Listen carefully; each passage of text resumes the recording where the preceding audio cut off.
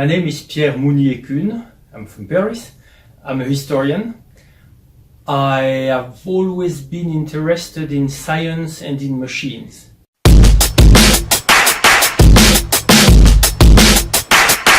I devoted my doctoral dissertation to the history of computing, particularly to the history of computing in France, from three different points of view. The history of computing as an emerging science, as a new discipline in the academic, the history of the computing, of the computer industry, of the data processing industry, which is a longer history since the 19th century. And the third side of my study was about the governmental policies regarding information technologies, digital, and so on, from the 1950s to now.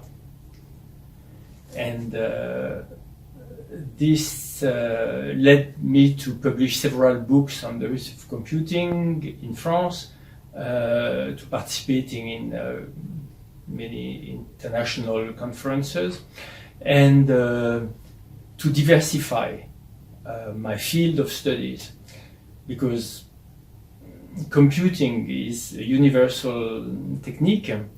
It's based on logic, and it led to the applications of computing in the military, in business, in intelligence. We all know about Alan Turing and the decoding of Enigma machines. And that led also to artificial intelligence, which is a very old story and a very present day issue, a very important problem, stake, activity now. The main message of my topic is very simply that artificial intelligence has a very long story. That artificial intelligence is rooted in very old intellectual and artistic traditions. That artificial intelligence started as a dream, as in mythology, in art, long before it became maybe not feasible, but it became a project, a real research and development project.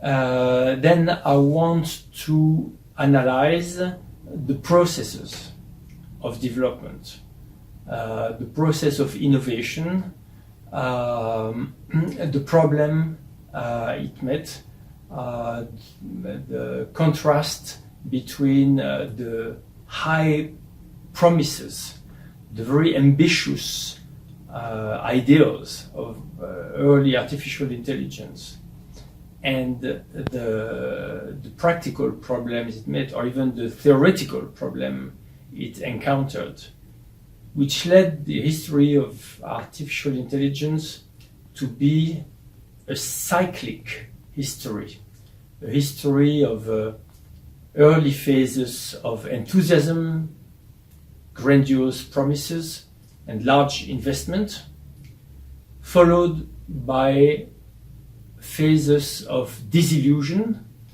and of disinvestment.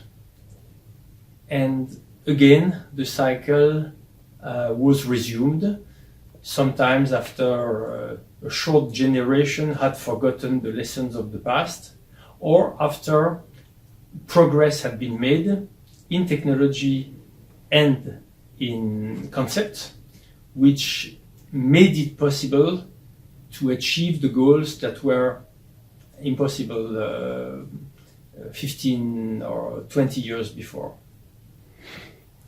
What do you think about AI in future? My first answer is that I'm a historian.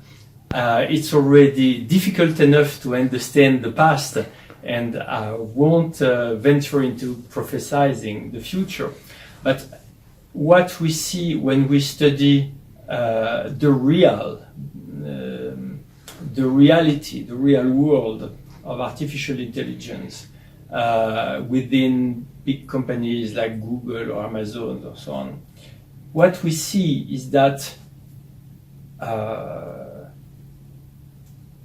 they claim that they use artificial intelligence systems, which is true, but they don't claim that they employ thousands of people, very poorly paid people, to improve their systems, to help, to assist the computers in giving better answers. So within these artificial intelligence systems, you have many little people who assist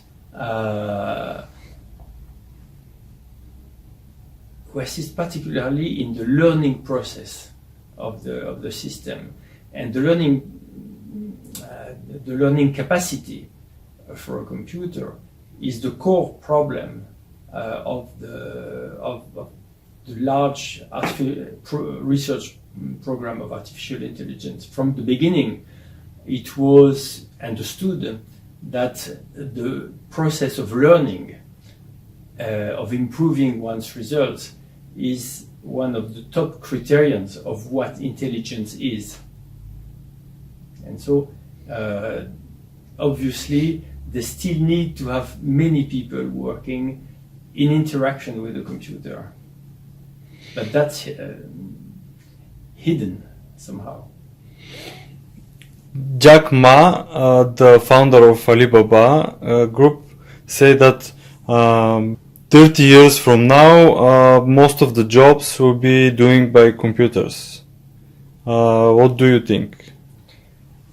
There are two reactions to this assertion. First, that we have heard this type of assertion for 50 years now.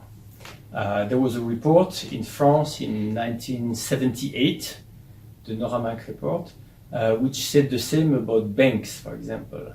Banks would be in a big crisis because of computing, and they said within 10 years, so in the late 1980s.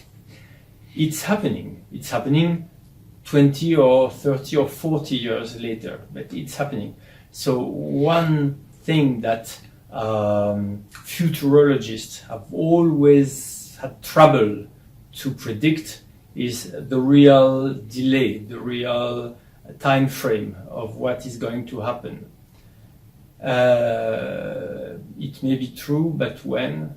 It's always nice to say in 30 years or in 50 years. It's a round number. So, the second remark is the paradox of seeing the most populated country in the world, China, wanting to suppress jobs.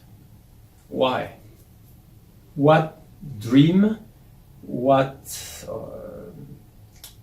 vision of humanity, of business, of society is in the mind of the people who work to suppress jobs? I don't know, but it's a mystery. It's related, maybe, it's related to the very strange illusion of transhumanism. Transhumanism seems to be carried. It's true for Zuckerberg and for a few others. They seem to believe that every human being would want to live together. All human beings would want to live forever, which is not true. When you think, well, you're a bit mature, and when you look at a movie about vampires or Nosferatu, you understand easily that the worst thing ever would be to live forever. Even if we don't like the idea of death, it's still better than to be eternal. Yeah, that's interesting. Okay, thank you for that interview.